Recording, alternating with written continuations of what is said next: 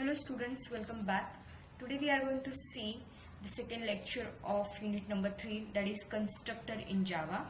So we have already started unit number 3 of your subject PPL, that is Principle of Programming Languages, and the name of the unit is Java as Object Oriented Programming Language Overview.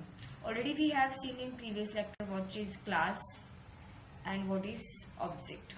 Okay, how to create class, how to create object. Already we have seen with example in previous lecture. Today we are going to start very important lecture, very important point, that is constructor in Java.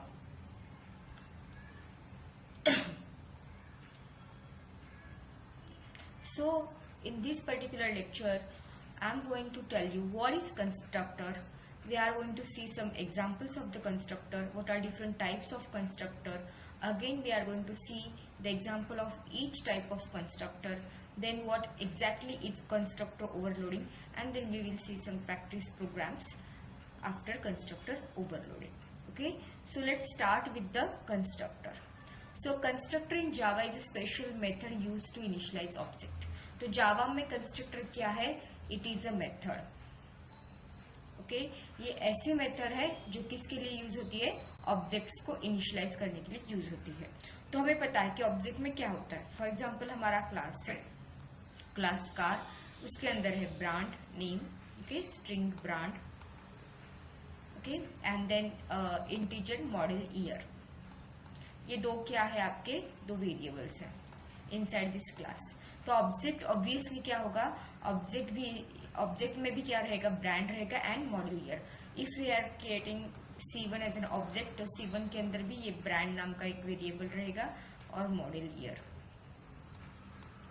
नाम का एक variable. अगर हम दूसरा object create कर रहे हैं तो again brand and model year, उसके लिए भी अलग कॉपी बन जाएगी. ओके, तो फॉर एग्जांपल C1 का ब्रांड है टाटा और C2 का ब्रांड है होंडा, कुछ इस तरीके से. ओके, तो ये जो डिफरेंट ऑब्जेक्ट्स है, तो इनको इनिशियलाइज करने का काम जो है वो कौन करता है? कंस्ट्रक्टर करता है.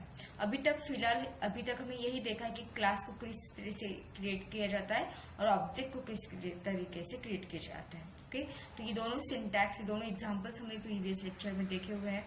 अगर आपको नहीं पता है कि क्लास किस तरीके से लिखना है जावा में, ऑब्जेक्ट किस तरीके से क्रिएट करने हैं, तो मैं आपको रिकमेंड करूंगी कि आप पहले वो वीडियो देखें, उसके बाद आप ये वीडियो देख सकते हैं.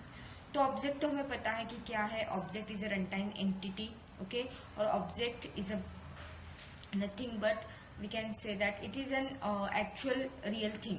ओके, जैसे क्लास क्या है आपका? It is an blueprint, it is an design. Class को हम क्या बोल सकते हैं? डिजाइन बोल सकते हैं या फिर ब्लूप्रिंट बोल सकते हैं.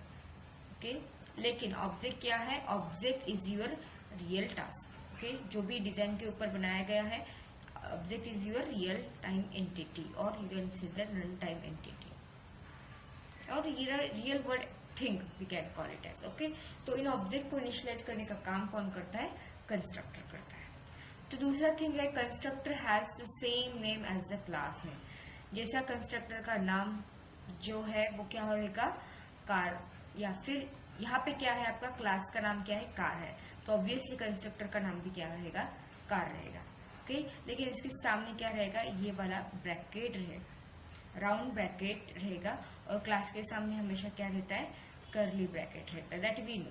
ओके, अगर ये वाला कार है, पहला तो है कीवर्ड क्लास, उसके बाद नेम ऑफ द क्लास, उसके बाद कर्ली ब्रैकेट. तो ये कार क्या है? क्लास का नाम है. अगर ये क्लास का नाम और उसके सामने क्या है? राउंड ब्रैकेट है, तो हम बोल सकते हैं ये क्या है? कंस्ट्रक्टर है. ओके, और कंस्ट्रक्टर को क्या नहीं होता है? रिटर्न टाइप नहीं होता है. कंस्ट्रक्टर को कोई भी रिटर्न टाइप नहीं होता है, नॉट इवन वॉइड. ओके, तो हम किस तरीके से कंस्ट्रक्टर को डिक्लेयर करेंगे? पब्लिक, मतलब एक्सेस फॉर स्पेसिफायर.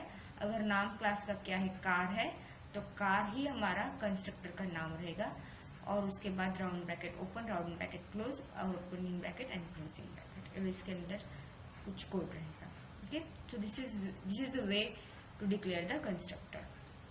दूसरी थिंग है, constructors are automatically called when the object of the class is created. जब हम object of the class create करते हैं तो ऑटोमेटिकली कंस्ट्रक्टर क्या हो जाता है? कॉल हो जाता है. इसको एक्सप्लिसिटली कॉल करने की जरूरत नहीं है. जैसे मेथड्स को हम कॉल करते हैं, फॉर एग्जांपल डिस्प्ले नाम की मेथड मेरे क्लास में है.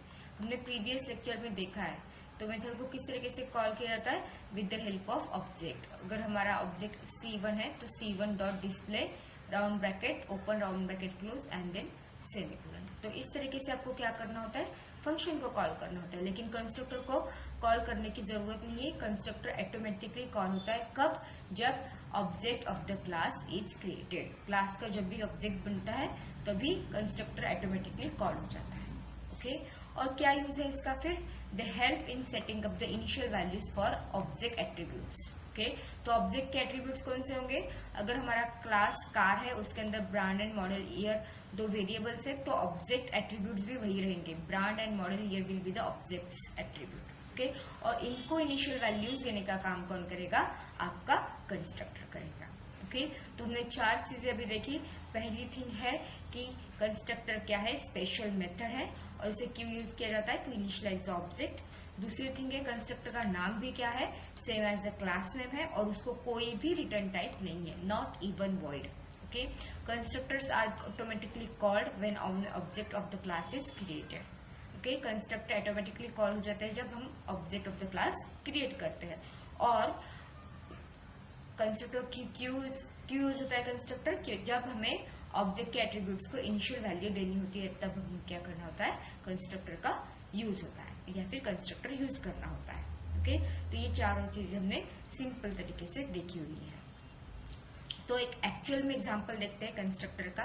तो यहाँ पे हमने लिया है पब्लिक क्लास स्टूडेंट। ओके तो name of the class is what, student, जो हम आइडेंटिफाई कर रहे हैं। तो हमारे लॉजिक से क्या होगा, कंस्ट्रक्टर का नाम भी क्या होगा, स्टूडेंट होगा। ओके अगर क्लास का नाम स्टूडेंट है तो कंस्ट्रक्टर का नाम भी स्टूडेंट होगा। और मैंने एक चीज बोली थी कि अगर क्लास का नाम स्टूडेंट है तो कंस्ट्रक्टर का नाम भी स्टूडेंट है और उसके आगे क्या रहेगा, राउंड ब्रैकेट रहेगा। यहाँ पे राउंड ब्रैकेट है क्या, नहीं, प्रीवियसली यहाँ पे क्या है, कीवर्ड क्लास है तो ये ऑब्वियसली क्लास का नाम है, ये कंस्ट्रक्टर नहीं है। This is what your class name. Okay constructor को कैसे आइडेंटिफाई करना है, एक तो पहली चीज मतलब क्लास के जैसा ही नाम रहेगा, स्टूडेंट क्लास है तो स्टूडेंट यहाँ पे भी रहेगा और उसके सामने क्या रहेगा, राउंड ब्रैकेट रहेगा। ओके अगर राउंड ब्रैकेट ओपनिंग है यहाँ पे तो ये क्या है आपका कंस्ट्रक्टर। तो लेट्स सी कहाँ पे कंस्ट्रक्टर आता है। ठीक है तो पब्लिक क्लास स्टूडेंट हमने डिक्लेयर किया है, इसके अंदर स्ट्रिंग नेम इंट एज, ये दो हमारे वेरिएबल्स है या फिर डेटा मेंबर्स है, these are our data members या फिर हम एट्रीब्यूट्स भी बोल सकते हैं। ओके उसके बाद स्टूडेंट, अब ये देखो स्टूडेंट। ओके तो क्लास का ही नाम आया है तो ये ऑब्वियसली क्या है, कंस्ट्रक्टर। और इसके अंदर क्या है, दो वेरिएबल्स है, स्ट्रिंग एंड इंट ए। तो string and int a these are two variables और इन्हीं को हम क्या कर रहे हैं, वैल्यूज पास कर रहे हैं। ओके तो name and age these are the instance variable of the class और इस नेम को, इस एज को क्या करना है आपको, नेम को n वेरिएबल पास करना है या फिर असाइन करना है और एज को a वेरिएबल असाइन करना है। जो भी वैल्यू a की आ जाएगी वो एज को असाइन हो जाएगी, जो भी वैल्यू n की आएगी वो नेम को असाइन हो जाएगी। मतलब इन दोनों को इनिशियल वैल्यू सेट करने का काम कौन कर रहा है, कंस्ट्रक्टर कर रहा है। अभी ये वैल्यूज कहाँ से आ रही है वो मैं आपको आगे बताऊंगी। फिलहाल आपको ये याद रखना है कि कंस्ट्रक्टर का नाम same as a class name रहता है, उसको कोई भी रिटर्न टाइप नहीं रहता है। और कंस्ट्रक्टर का क्या यूज है, to set up the objects attributes initial values. Object के एट्रीब्यूट कौन है, नेम एंड एज, ये है ऑब्जेक्ट के एट्रीब्यूट्स। ओके तो उनको इनिशियल वैल्यूज सेट करने का काम कौन करता है, कंस्ट्रक्टर। तो n and a are the initial values for name and age. ठीक है नाउ मूविंग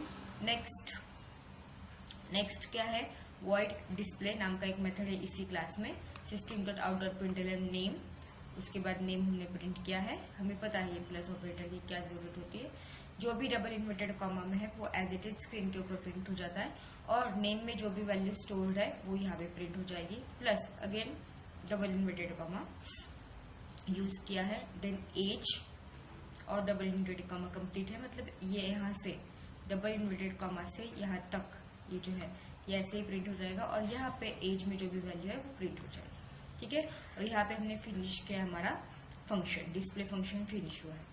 अभी हमारा जो भी है execution point which is main method, हमें पता है कि public static void main is our main execution point और इसके अंदर हमने क्या किया है class then object name is equal to new class और इसके अंदर हमने दो वैल्यूज पास की है। ओके। और मैं जैसे कि मैंने अभी बोला था थियोरी में कि ऑब्जेक्ट क्रिएशन के वक्त ही कंस्ट्रक्टर क्या होता है, ऑटोमेटिकली कॉल होता है। तो this is what your object creation, class name object name is equal to new class name, और उसके अंदर क्या दिया है, इनिशियल वैल्यूज दी है किसकी, नेम एंड एज की, तो जॉन एंड 20।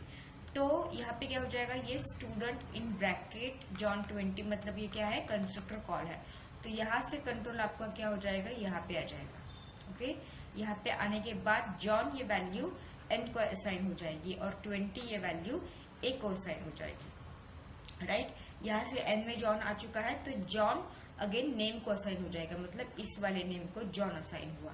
ओके, और जो भी 20 वैल्यू है वो ए को असाइन हुई थी तो ए से वो एज को असाइन हो जाएगी, मतलब इस वाले एज को वो वैल्यू असाइन हो जाएगी। नाउ फिलहाल नेम में जॉन है, एज में 20 है, और सिमिलरली हम क्या बोल रहे हैं कि यहाँ पे नेम को प्रिंट कर रहे हैं, एज को प्रिंट कर रहे हैं, राइट। तो जॉन एंड नेम को, तो ये यहाँ से वैल्यू कंस्ट्रक्टर को ऑटोमेटिकली कॉल किया, John and 20 value, initial value set हो गई नेम एंड एज के लिए। उसके बाद हम ऑब्जेक्ट की हेल्प से डिस्प्ले मेथड को कॉल कर रहे हैं। जैसे हम डिस्प्ले मेथड को कॉल करेंगे, हम वापस यहाँ पे जाएंगे, इसके अंदर लिखा है नेम, तो हमारा आउटपुट में आ जाएगा नेम। ओके, यहाँ तक तो एज इट इज आ जाएगा, डबल डॉट कॉमा कंप्लीट है। अभी प्लस नेम, नेम में क्या है अभी, जॉन, किसने दिया हमें, कंस्ट्रक्टर ने दिया, तो जॉन यहाँ पे प्रिंट हो जाएगा। उसके बाद अगेन डबल इंटेड कॉमा है एज, ओके, तो एज, या फिर यहाँ पे आप सेमीकोलन एज, देन सेमीकोलन, और एज में क्या है 20 वैल्यू यहाँ पे है, तो सिंपली 20 वैल्यू यहाँ पे आ जाएगी। Okay, so name John age is equal to और एज कोलन 20। तो इस तरीके से आपके एग्जाम्पल या फिर प्रोग्राम का क्या रहेगा, आउटपुट रहेगा। सो this is what the constructor. अभी ये कंस्ट्रक्टर कौन सा है, इसके अंदर कुछ पैरामीटर्स है, तो इसको बोलते हैं पैरामीटराइज्ड कंस्ट्रक्टर। हम अभी आगे उसके टाइप्स भी देखने वाले हैं, parameterized constructor, default constructor and copy constructor, right.